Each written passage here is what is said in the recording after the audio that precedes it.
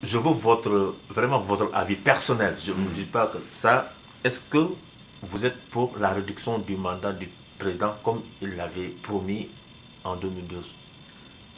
Non, vous savez, lorsqu'on est ministre de la République, on n'a plus d'avis personnel à donner par rapport à certaines décisions qui lient la République. Là, on parle du mandat du président de la République. Mon avis personnel, je ne peux pas le dire. Je m'interdis même de le dire. Parce que je suis tenu encore une fois par l'aptitude à la réserve et je ne peux pas donner cette position-là. Mais ce que je peux dire en tant que politique, c'est que je sais que le président de la République a prouvé son intention de réduire son mandat. Est-ce que c'est possible ou est-ce que c'est pas possible? C'est aux juristes de se prononcer.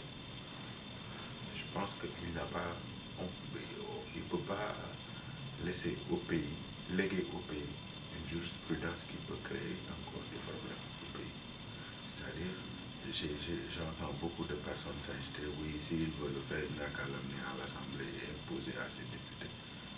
Je ne suis pas juriste, je ne veux pas me prononcer sur des choses que je ne maîtrise pas, mais je sais que, en tout cas, si on l'amène à l'Assemblée et qu'on réduit le mandat du président, d'ici 10 ans, ça peut être utilisé comme jurisprudence.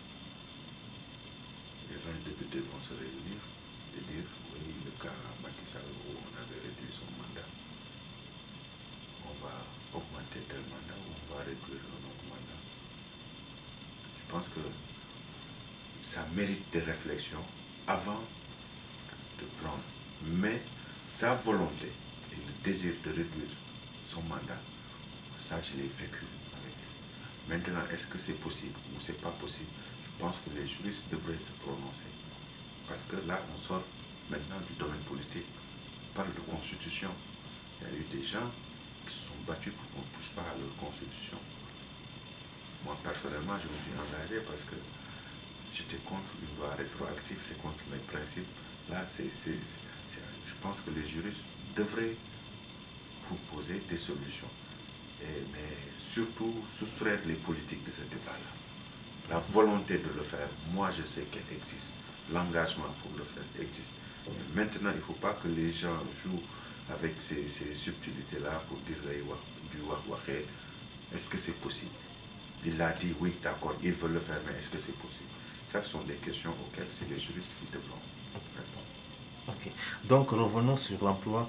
Donc quelles sont les différentes politiques que vous avez mis en place pour lutter contre le chômage, pour diminuer, parce que le chômage est donc toujours là, malgré les 147 000 emplois créés, mais il est là. 165 000. Oui, Bon, vous savez, il ne faut pas se voiler la face, il faut se dire des vérités. Quand on a 200 000 jeunes Sénégalais qui viennent dans le marché de l'emploi et que 42% de ces jeunes-là n'ont pas de qualification, ou que les rares diplômés, ces 200 000-là, sont formés sont formés, bon, je dirais, par rapport à des filières qui sont saturées. 70% à 80% des jeunes bacheliers sénégalais sont formés en marketing, banque, finance, assurance, des services qui sont saturés parce qu'il y a peu de banques, il y a peu de structures et la majorité ne peut pas se former. Donc il y a des réglages à faire. Et les solutions du président de la République sont divisées en trois. Il faut régler le problème de ces 42% de jeunes Sénégalais qui n'ont pas de qualification. Et la voie la plus appropriée, c'est l'agriculture. Pas l'agriculture de la manière dont on le vit, tel qu'on a eu à l'expliquer tout à l'heure, qui consiste à travailler 3 mois sur 12 ou à travailler de façon archaïque ou historique, préhistorique. C'est de l'agriculture moderne.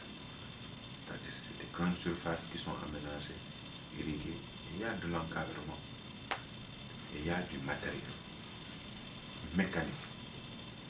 Donc je pense que ça, c'est une solution pour les 42% qui n'ont pas de qualification. Bon. pour ceux qui sont diplômés dans des filières qui sont saturées, le président de la République a créé le PAPEJ et a mis 17 milliards.